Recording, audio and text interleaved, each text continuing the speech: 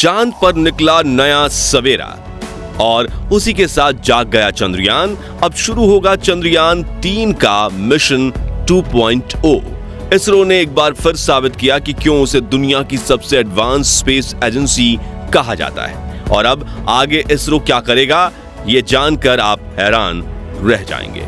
जी हाँ दोस्तों, जैसा कि प्लान किया गया था, हमारा चंद्रयान 3 यानी विक्रम लैंडर और प्रज्ञान रोवर चांद के दक्षिणी ध्रुव में नए दिन का सवेरा होते ही जाग गए हैं और पूरी एनर्जी के साथ अपने काम पर लगने के लिए तैयार हैं। लेकिन इसरो ने यह कारनामा आखिर किया कैसे?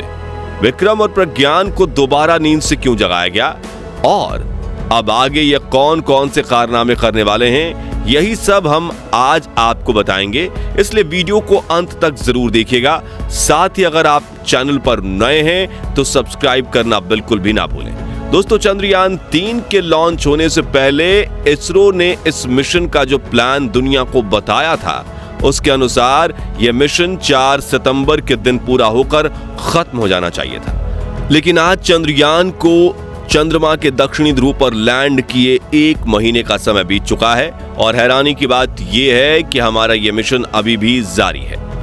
अभी की बात करें तो हाल ही में इसरो वैज्ञानिक ने प्रज्ञान रोवर और विक्रम लैंडर को एक कमांड देकर गहरी नींद से जगा दिया है और इसी के साथ चंद्रयान 3 मिशन का दूसरा अध्याय अब शुरू हो चुका है। यानी अभी तक चंद्रयान 3 ने जो कुछ भी अचीव किया वो सिर्फ इस मिशन का एक पार्ट था और अभी आगे इसकी कहानी बाकी है।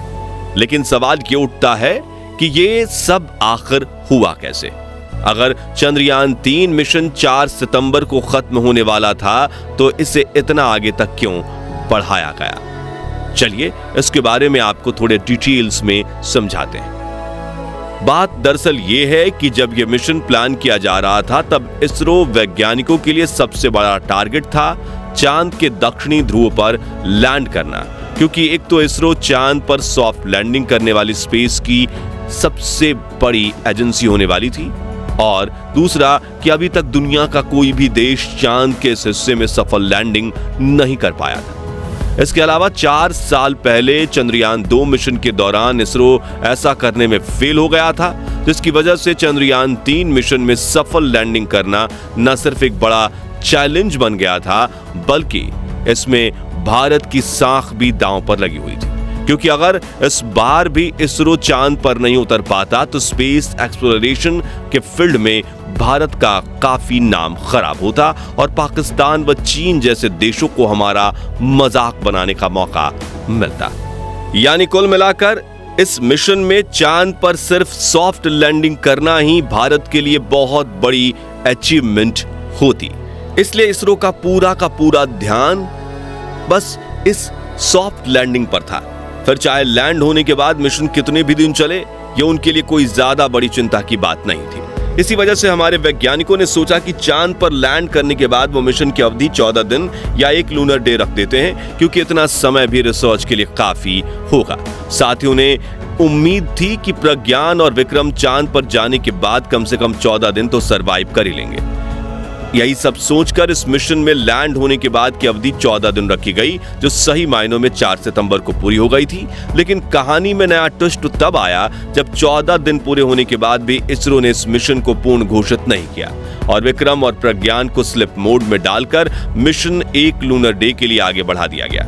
असल में इसका कारण ये था कि हमारे वैज्ञानिकों ने जितना सोचा था ये मिशन उससे कहीं ज्यादा बेहतर तरीके से कामयाब हुआ। वैज्ञानिकों को उम्मीद भी नहीं थी कि 14 दिन रिसर्च करने के बाद भी विक्रम और प्रज्ञान दोनों एकदम सही सलामत हालत में थे, जैसा कि उन्हें चांद पर पहले दिन भेजा गया था। इनके सभी सिस्टम और सारे पेलोड बिल्कुल ठीक तरह से काम कर रहे थे। ऐसे में वैज्ञानिकों को मिशन यहीं समाप्त करना एक नुकसान की तरह लग रहा था।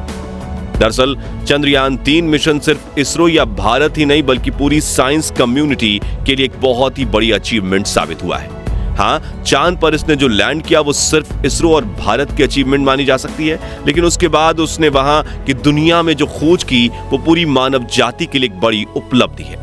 आपको बता दें कि 14 दिनों तक अपने रिसर्च और खोजबीन करने के दौरान चंद्रयान 3 ने चांद पर कई सारे महत्वपूर्ण तत्वों की खोज की थी, जिसमें सल्फर ऑक्सीजन भी शामिल है। जबकि इससे पहले दुनिया की कोई भी स्पेस एजेंसी चांद पर इन तत्वों को खोज नहीं पाई थी। सल्फर की बात करें तो यह अपने आप में एक बहुत बड़ी खोज है, क्योंकि इसकी मदद से हम चांद के इतिहास, जैसे इसका जन्म कैसे हुआ और यह इस रूप में कैसे आया जैसा हम इसे आज देखते हैं, इन सब चीजों का पता लगा सकते हैं। और इससे चांद के उन गहरे रहस्यों से भी पर्दा हटेगा जिनका जवाब अभी तक हम खोज नहीं पाए हैं। इसके अलावा चांद पर ऑक्सीजन का मिलना भी एक बड़ी कामयाबी है। आपको यह याद होगा कि चंद्रयान 1 ने चांद पर पहली बार पानी की खोज की थी और अब चंद्रयान 3 ने ऑक्सीजन की। यह खोज कहीं ना कहीं चांद पर जीवन बसाने और भविष्य में इसे अपने स्पेस कॉलोनी बनाने की दिशा में हम इंसानों के लिए बहुत बड़ी उपलब्धि है। सल्फर और ऑक्सीजन के अलावा चंद्रयान 3 ने चांद के सतह और उसके वायुमंडल में और भी बहुत से तत्वों की खोज की, जिनमें एल्यूमिनियम, कैल्शियम, आयरन, क्रोमियम और टाइटेनियम का नाम शामिल है।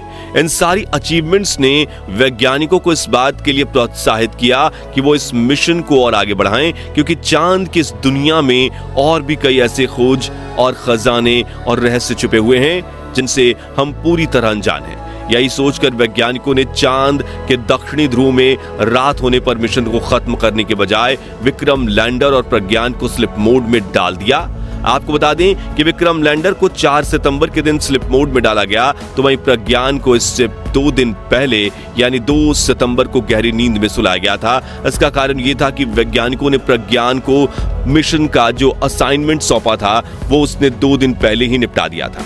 वैज्ञानिकों को मालूम था कि चांद के इस हिस्से में अगला सूरज 22 सितंबर को निकलने वाला है, इसलिए उन्होंने विक्रम लैंडर को 18 दिन और प्रज्ञान रोवर को 20 दिनों के स्लिप मोड में डाला था। फिर 22 सितंबर के दिन जैसे ही सूरज निकला, वैज्ञानिकों ने एक बटन दबाकर प्रज्ञान और विक्रम दोनों को नींद से जगा दिया।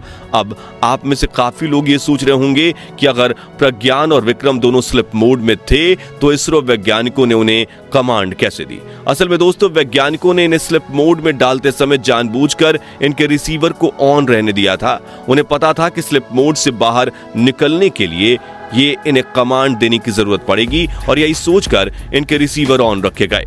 तो अब प्रज्ञान और विक्रम एक नए दिन की शुरुआत होने के साथ अपनी नींद से जाग चुके हैं। वैज्ञानिकों ने इनकी हेल्थ चेक करने के लिए कई टेस्ट रन भी किए और नतीजा यही निकला कि इनके सभी सिस्टम एकदम बढ़िया तरीके से काम कर रहे हैं। यानी बहुत जल्द वैज्ञानिक इनके आगे के मिशन का असाइनमेंट सौंपने वाले हैं और उम्मीद की जा रही है कि इस बार इसरो इनसे कुछ अलग तरह के टास्क करने वाला है, क्योंकि इस मिशन में खोने के लिए अब कुछ भी नहीं बचा है। चाहे आगे कुछ भी हो जाए, लेकिन इतिहास की किताब में यह मिशन सफल ही लिखा जाएगा। ऐसे में हो सकता है कि इसरो प्रज्ञान और विक्रम के साथ कुछ एक्सपेरिमेंट करे जो चांद पर आज से पहले कभी नहीं किए गए हों। हो सकता है कि इन एक्सपेरिमेंट्स में हमारे हाथ कोई ऐसी चीज लग जाए जो चांद के बारे में हमारा सोचने समझने का नजरिया ही बदल दे। लेकिन चंद्रयान 3 चांद पर आगे और कौन कौन सी खोज करने वाला है, यह हमें आने वाले वक्त में ही पता चल पाएगा। तब तक आप हमें कमेंट बॉक्स में ये बताइए कि इस बार चंद्रयान चांद पर किस नई चीज की खोज करेगा। बाकी हमारी आज की इस वीडियो में बस इतना ही था। वीडियो अच्छी लगी हो तो इसे लाइक और शेयर जरूर करना, और अगर आप हमारे फेसबुक पेज पर नए हैं तो पेज को फॉलो भी जरूर करें। मिलते हैं जल्दी ही एक और इंटरेस्टिंग वीडियो में, तब तक के लिए गुड बाय, जय हिंद।